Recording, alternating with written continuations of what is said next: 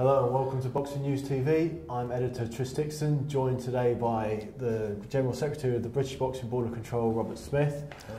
Rob, it's been a really eventful past 12 months and things are shaping up nicely for this year. We've just had news that Froch Kessler's been confirmed. I mean, how do you think things are looking for 2013? Well, I think they're looking good. I mean, last year on the boxing front was a good year anyway. We had 226 shows, I think it was. The year before that was 219. It's a huge amount of shows for one country. So we had some great fights, and you know, you look at the prospects of contest this year, it's looking great. I mean, you just said Carl is fighting Kessler in May. You've got Ricky Burns boxing in March. You know, on a big Frank Warren show with Nathan Cleverly, and you know everything, and George Groves, and you know it's looking very good. We've got you know, hopefully sometime down the line we might get Scott Quigg and Carl Frampton. I mean, we did have purse bids out for that, but quite understandably, really, they both asked for a postponement. Carl is boxing for the European Championship. If he wins that, we've got a fight for 2 titles. So it's understandable why a postponement was asked for. So we've got some really good fights out there. Fury Price, what's going on with that? Well, as you know, we had purse bids out for that. A postponement was requested. I spoke to Mick Hennessy. I think they feel they're going in a different direction with regard to the WBC Championship, which is their right, obviously. And at the present time, they're not interested in the British title. Not saying they won't be in the future, and that is a big fight down the line. But they look as though they're looking for the WBC title at the present time, or eliminator anyway. And obviously, David is ticking all the boxes. He's coming along very well. He's coming across very, very good on the media, and he's improving all the time. So that's a fight down the road. Sure. You mentioned the amount of shows that are going on. Do you think there's a case that there's actually too many shows going on, and that the product's being watered down a little bit? There's always pros and cons, isn't there? Whatever you do. I think the problem is, I mean, we have, I think it's at the end of December, 951 licensed boxers. Is there enough boxers to carry on the amount of shows that has been run in Great Britain? I don't know. We're obviously having a lot of overseas boxers coming in, which is sometimes difficult to gauge, although we don't do a bad job. Sometimes we get it wrong, but generally we get it right. I don't know, it's a tricky one. You know, you want more boxing. You want as much boxing as you possibly can. I mean, I think it was the end of November, beginning of December, we had more bouts than we've ever had since 1952. I mean, that's tremendous. And, you know, so we are looking good. You talk about getting it right and getting it wrong. Did you get it right with Freddie Flintoff? Everybody has their opinion. I must admit, I wasn't, when we first started talking about it, I wasn't sold on the idea myself. However, I went to see him in the gym. He trained extremely hard. He could look after himself.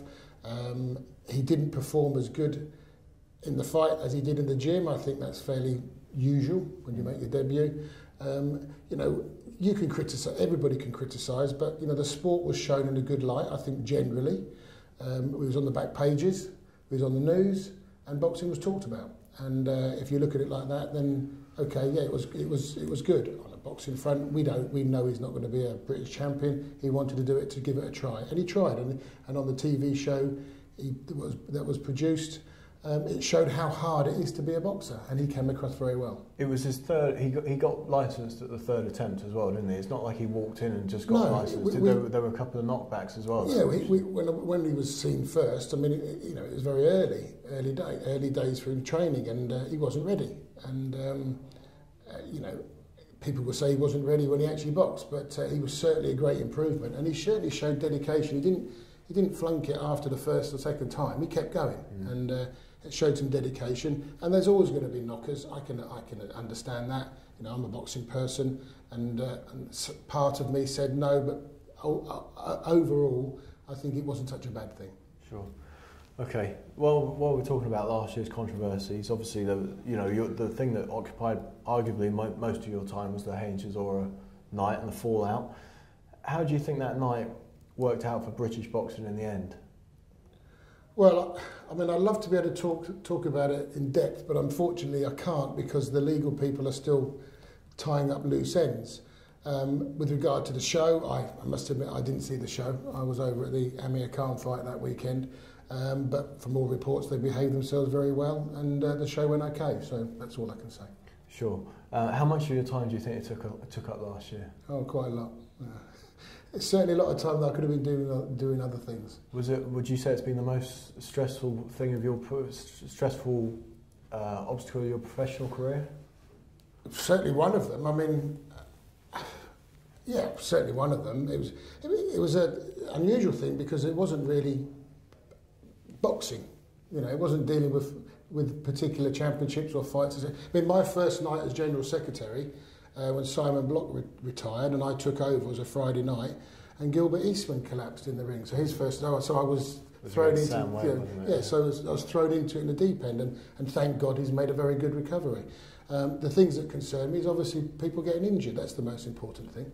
Yeah. But for sure, it wasn't a very pleasant period of the year, certainly of my working experience with the board, but we are where we are and we've got over it. Sure. Now, coming into the end of last year, we could hardly fit all the fight reports in the magazine for the amount of action that was going on. How stretched does that make you and your officials? When there was sort of, what was the busiest weekend? There was something like 10 or 15 shows going on. I think there was 13, 14 shows over a weekend period. Of course it makes it stretch. I mean, the office is 6.5, with part-time person, 7 people working in the office. Of what is claimed to be the 4th biggest sport in the country, and it's very difficult. And we had to move officials, inspectors and doctors from their own areas into different areas to cover it. So yes, we are stretched with regard to the amount of officials. And don't forget, a lot of our inspectors who are like our police force are doing it because they love it. They don't get paid, they just get their expenses. So we are asking people to do a lot, but we managed it and everything worked out really well, and it seems everybody enjoyed it. Yeah. With regards to officials, some of them have got headlines, certainly in our magazine last year, not always for the right reasons. I suppose the thing the feedback I get the most is that the referees who do make errors or whose scorecards don't tally up with the general public's or the experts watching aren't getting punished. What would you say to that? Well, I disagree to a certain extent. I mean, we've had a couple of calls last year where referees were called up before the board and gave an explanation. But, who's an expert? You and I can sit at a fight and watch a fight and we have a different opinion on a fight, sitting next to each other. These people give a decision they think is correct. And if they give an honest decision, that's good enough for me. That's all you can give, and that's all you hope they can give. And I honestly believe that we have, and you and I are lucky, we go around the world to see other officials in action, and I think we have a very good bunch of officials, referees and judges, and I think we are very lucky in that respect. But of course, you're always going to get people who disagree with decisions. That happened when we only had a scoring referee. That happens when there's judges. There's no difference, but it's just in a matter of opinion. There've been a lot of very good nights also in British boxing in the last 12 months. Obviously, Froch Brute stands out. Also, there was the night where Ricky Hatton came back. Yeah. I mean, what did you make of that night and the comeback? And do you think you made the right call giving him his licence back for that one last shot? Absolutely. I mean, he boxed. I thought he boxed exceptionally well for 6 rounds. He picked an opponent who was very good. I mean, let's not, 2 ways about it. A former world champion who was very good, and with his style, would have given Ricky a hard time when Ricky was at his best. So he didn't take an easy option. And I think he got it right by picking the opponent, because if he would have won against somebody of a lesser calibre and he still didn't have it deep down, he would have wanted to carry on. And that way he could have got hurt. This way he knows. Now he knows for sure that he hasn't got it anymore. And you could see that, and I thought during the course of the contest, the desire went out of him a little bit towards the end of the fight. No disrespect to him, because he gave everything, absolutely everything. But when it's not there anymore, it's not there anymore. And sometimes you have to have a hard lesson to take it on board. And he did, but he's walked away healthy. He's a successful young man. He's been a credit to this sport, and we should be thankful we had him. Okay. Something we touched upon earlier was about dope testing. Yeah. There were a lot of positives around the world last year. In the heavyweight division, the ones that spring to mind were in this country, Dylan White, Larry Olubamiwo and Ali Adams. Yeah. Do you think it's a really big issue in this country? And do you think by investing more money in it, we'd uncover more? I think the more tests you do, I'm sure you're going to get more positive dope tests. And over the last 18 months, we have increased our out-of-competition testing a great deal. And we've picked up a few tests with regard to that. We obviously test all major championship fights. We do random tests during the course of a show. We can pick anybody we want. And we are very serious with regard to dope testing. But it is a very difficult situation we're in. Because if you look for an answer, somebody else in a lab somewhere else is going to be making something else to overtake what's done before. Yeah. However, we held we work with the United Kingdom Anti-Doping Agency, part of WADA. We held a dope testing seminar last year.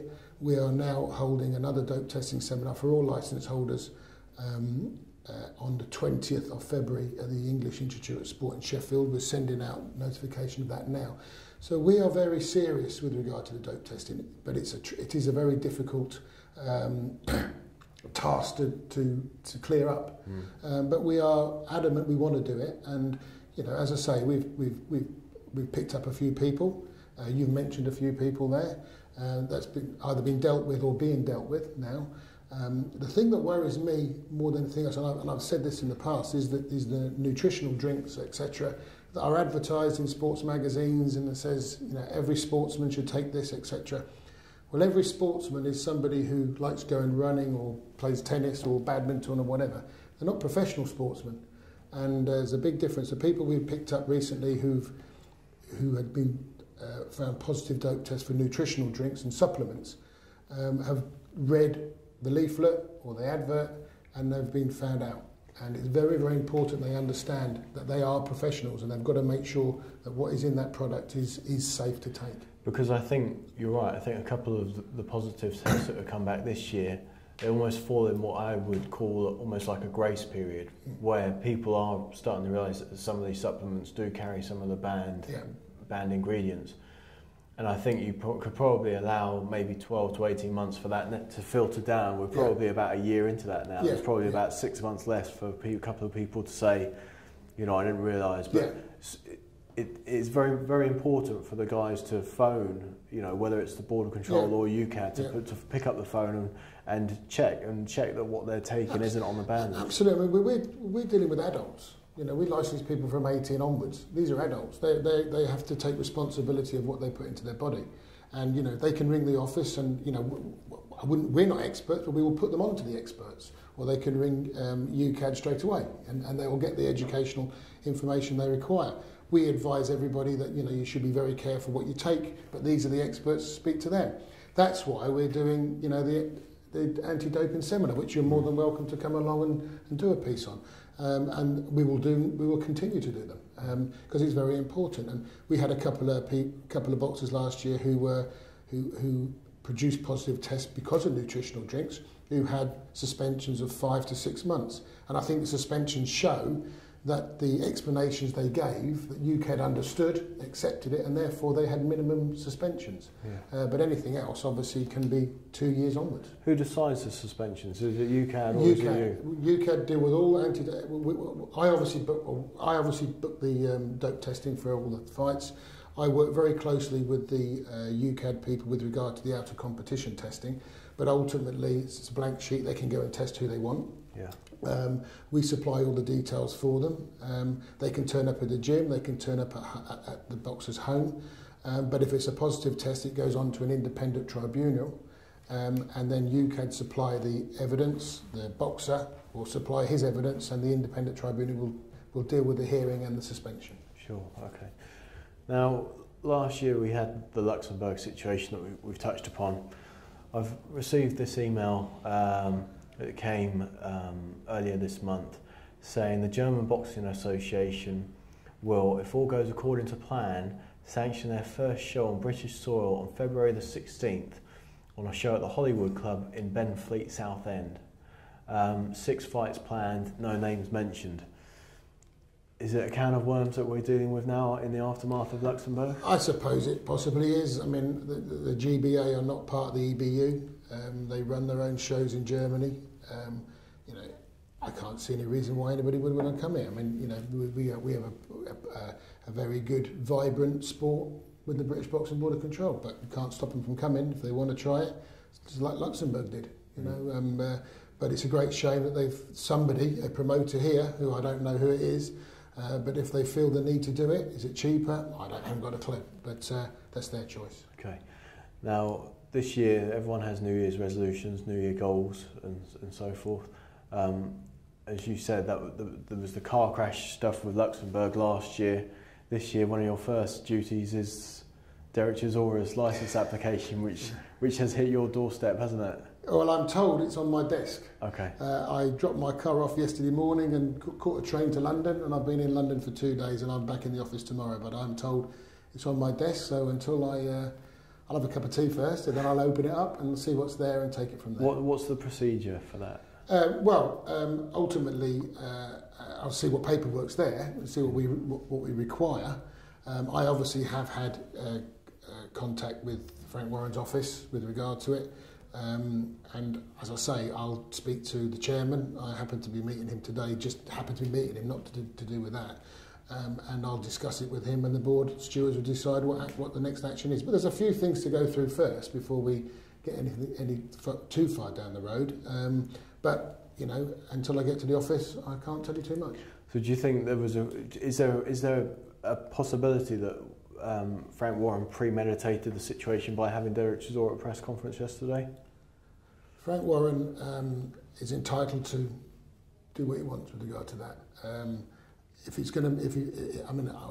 I've spoken to Frank about many different aspects, but it won't make any difference to the decision of the board. They've got an application to deal with. They'll deal with it as they would do any application. Obviously, Derek, if they decide to call him to talk to him, he'll have to be called before the board. Normally, they would go before the area council, but the board actually withdrew his licence, so the actual full board will deal with it. But until I see what I've got and speak to a number of the stewards, and I'll do what they tell me to do. Sure. And with regards to this year, what do you hope to see in British boxing, and what are you personally going to be doing to make what you want happen? Well, I think we've talked about this many times, Trish. You know, we've put out more purse bids for British Championships than ever before. You know, we can only put them out. We can't make people get in the ring and fight each other. But we just hope that some of the fights will take place. You know, I've mentioned already Quigg and Frampton. I want that to happen. You know, there's many fights we're looking to put out. We've put out a lot of English championships. In fact, there's more area title fights taking place now. The Midlands and the Southern and the Central area are doing very well recently. And they're the sort that, you know, there's nothing better than a good area title fight. You know, we've all said that. And domestically, championships are very, very exciting.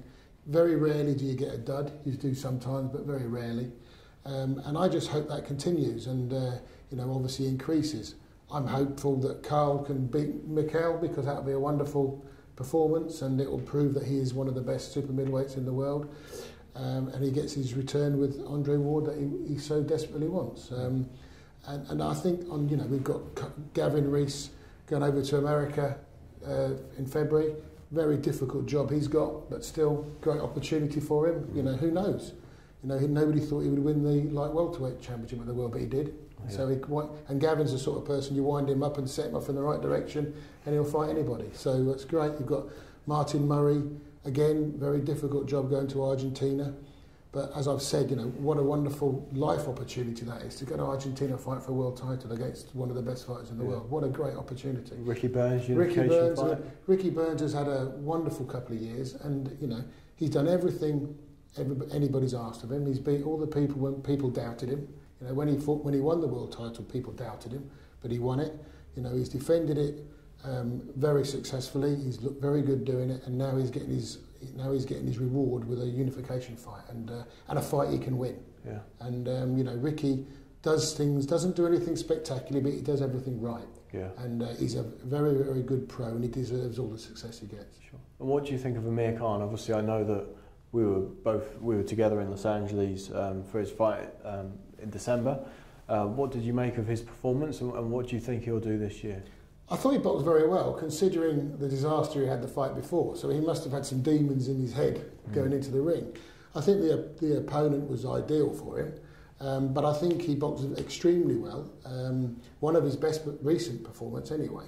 You know, Amir is a world-class operator. You know, when we talk about the best in the world, he might not be the best in the world, but he's a world-class operator, and he can be the best in the world.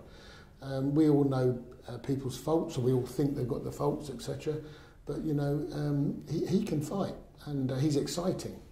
And if you're exciting, then you can fight. People will come and watch you, and the Americans love him. I mean, I think we can see that the reaction there and the welcome he got from the Americans was very good. And shame he hasn't fought over here for a while. It'd be nice if he did. But of course, he's in the mix for all the great fights, and he can come out successful.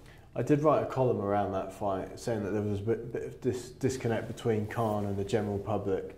Although he's got an enormous following on Twitter, which is where a lot of celebrity popularity is based these days, there does seem to be a disconnect that there's not the right cause not quite being struck yet. You know, he's not say, you know, certainly anything like a David Beckham at this stage. Yeah. Well, it'd be difficult to be a David Beckham. Yeah, but you know what I mean. There's something that's not quite there. Yeah, and you know, it's like the X Factor. I don't know what it is, you know, but it took Joe Kawasaki a long time to become a great star. I mean, he was a great world champion all the time. He was world champion. He didn't just suddenly become a great world champion. But the last couple of, you know, last 2-3 years of Joe's career, he kind of went to another level. And hopefully Amir can do that. I don't know what the answer is. Maybe he's been boxing in America and, you know, he's lost out on the support here. I mean, the thing is, you know, we all compare him to Ricky Hatton. Ricky Hatton was just a one-off. You know, when you take 10,000 people to Las Vegas to see you fight for a world title, that's a one-off. I can't see that happening again for a very long time. Maybe a heavyweight world title fight, I don't know, but not anything else. But you know, Amir's Amir. That's how he is, and he's a very likeable young man. He's a very successful young man, and we should be. And as I say, we should be thankful we got him. And he's a world-class fighter. Definitely. Okay, Rob. Well, thank you very much for your time. Much appreciated, and I'm sure we'll catch up again soon. No problem. Thanks. Get involved with all the best boxing banter at our forum, and that's forum.boxingnewsonline.net.